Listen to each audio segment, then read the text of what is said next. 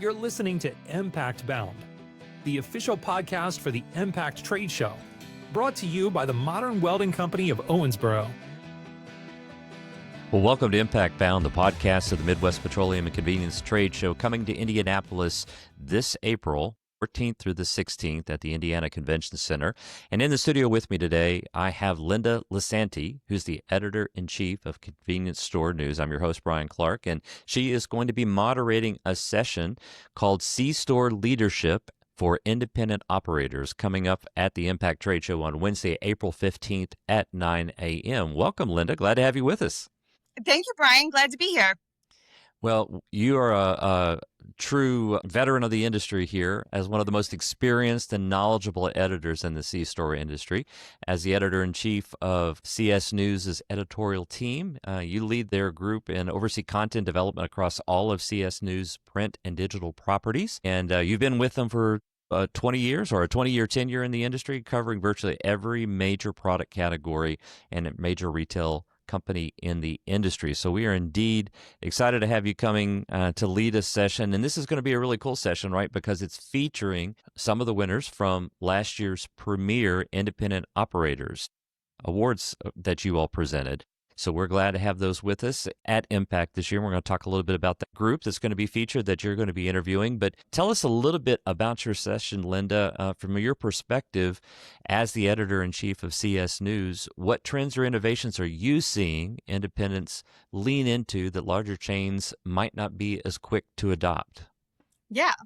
Well, thank you for that wonderful lead-in. So differentiation is definitely the first thing that comes to mind for me. While larger chains can provide consumers with a certain level of consistency from store to store, independents can really lean into their individuality and bring something unique and new to the market.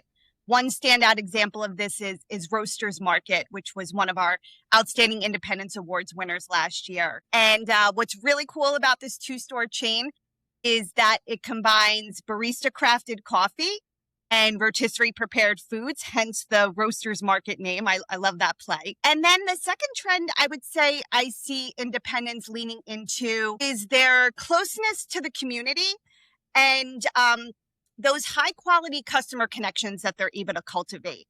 There's such a big push these days around personalization, I'm sure, as you know. Sure. And for independents, this is where they shine. It's, it's not just about transactions for them. It's about meaningful and personal relationships. And another one of our Outstanding Independence Awards winners from last year, Country Station, is a great example of this. Personalized service is at the very heart of this single store, which is located in Darien, Wisconsin, and is known for having the best cheesecake around. Oh, nice.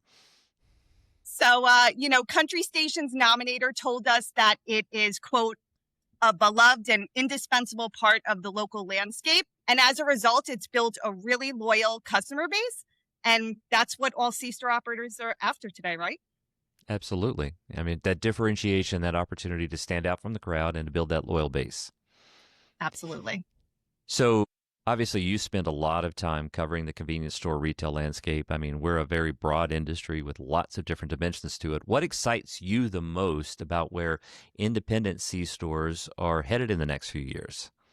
Yeah. It's obviously a very dynamic industry and we're never at a lack of things to write about. So I think what excites me most about independent C-stores is that we're starting to see more and more of them embrace technology. In the past, this has been a significant area of slower adoption compared to the larger chains. But with consumers today, especially those younger generations, they want a digital first experience in terms of ordering, payment, promotions, etc.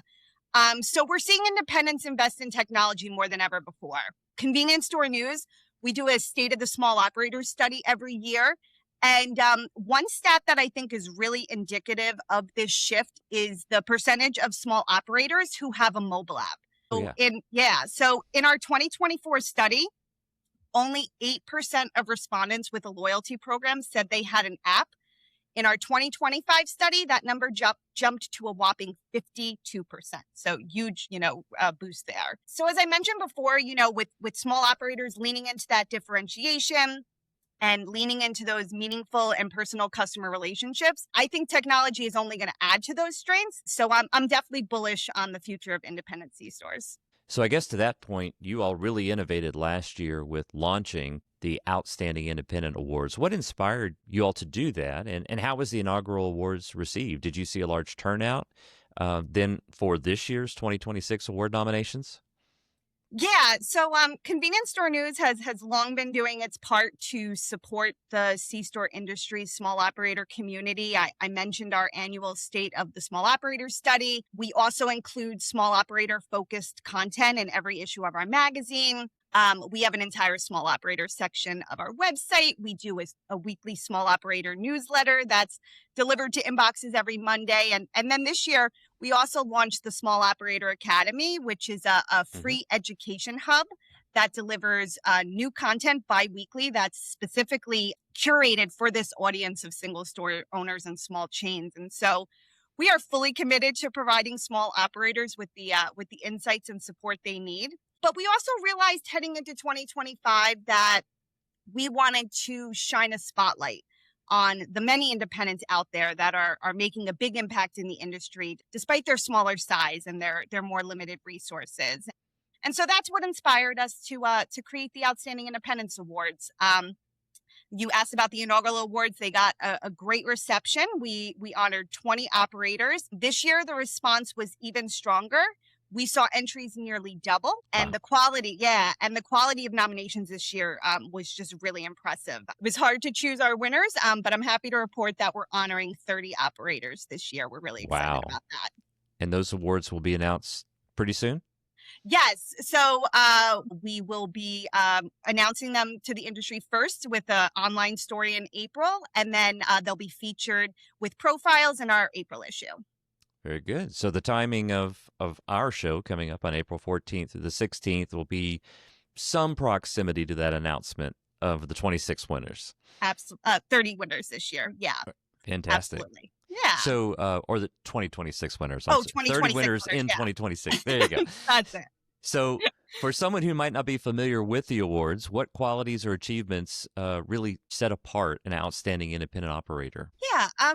Common traits, I'd say, that are displayed by our Outstanding Independence Awards winners are tenacity, adaptability, innovation, and creativity, which tend to go hand in hand. And then I'd say a strong desire to make a positive difference in the lives of their customers, their community, and their employees. They really, have a strong purpose, and it's really about supporting their communities. And so the qualities and achievements we look for include aspects like, how is the business unique? That differentiation piece. Why do customers prefer shopping there rather than at competitors? In what ways does the operator deliver exceptional customer service? In what ways do they provide exceptional value? That's certainly something that's especially important in today's market. How does the operator embrace innovation? And then the most important factor, I'd say, is how does the operator contribute to the betterment of their community, whether it's local event involvement, volunteer time, donations. You cannot be an outstanding independence winner if you do not stand out in this area. That's a make or break. So we're going to get a chance to see up close and personal some insights from 3 of the winners from last year. Of course, we're the Midwest Petroleum and Convenience Trade Show put on by Ohio, Kentucky, Indiana, and Illinois. And we have 3 of those award winners from the Midwest that are going to be featured in the session that you're moderating on April 15th at 9 a.m. What common traits or strategies stood out among these winners, and who's going to be featured in your session? Yeah, I'm really excited for my conversation. I'm going to be speaking with Nick Stanley of JJ's Convenience Stores out of Indiana, Steve Estep of Estep's Friendly Stores in Kentucky, and Paul Alindi of Corner Market in Ohio. And the one commonality among these 3 operators that really stands out to me is how they've evolved their businesses to meet the needs of their community. Estep's, for instance, their number one goal, they told me, is to serve as a one-stop shop for their communities and to maximize the amount of convenience they offer. So its locations feature multiple in-store franchises. This includes the UPS store, Little Caesars Express, Hothead Burritos, and Subway.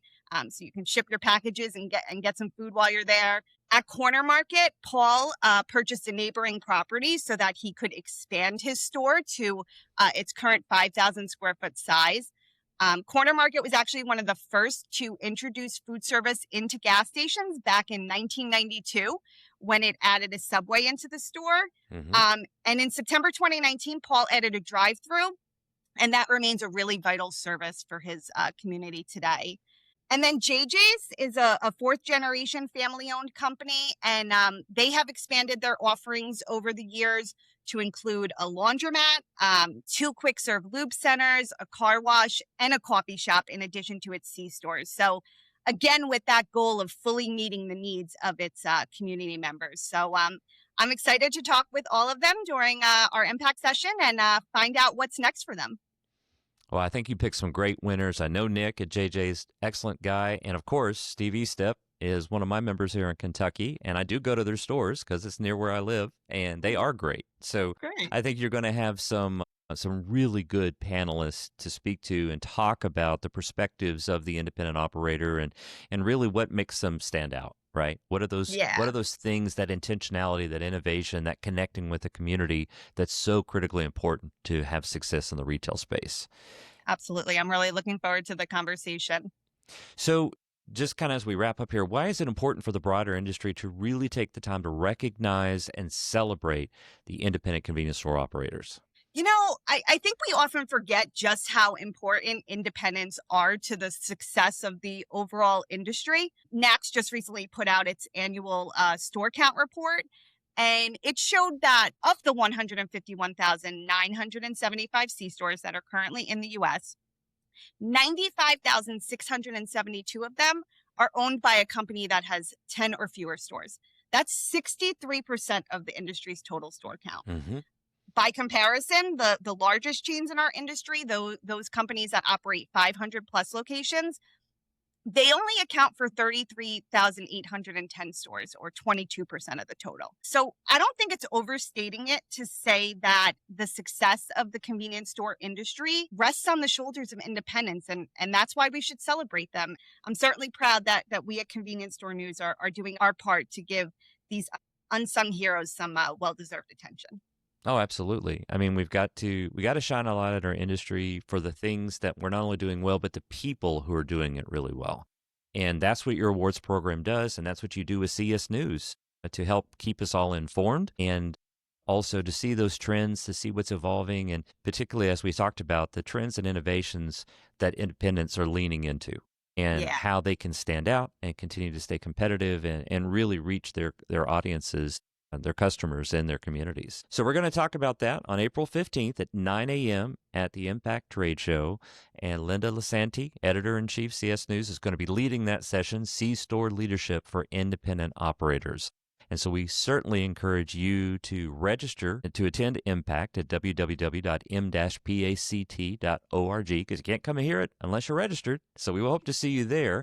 And also, Linda, you've talked about all the different studies and the different reports and even nominations process. Where can folks go to get more information on all these things you discussed?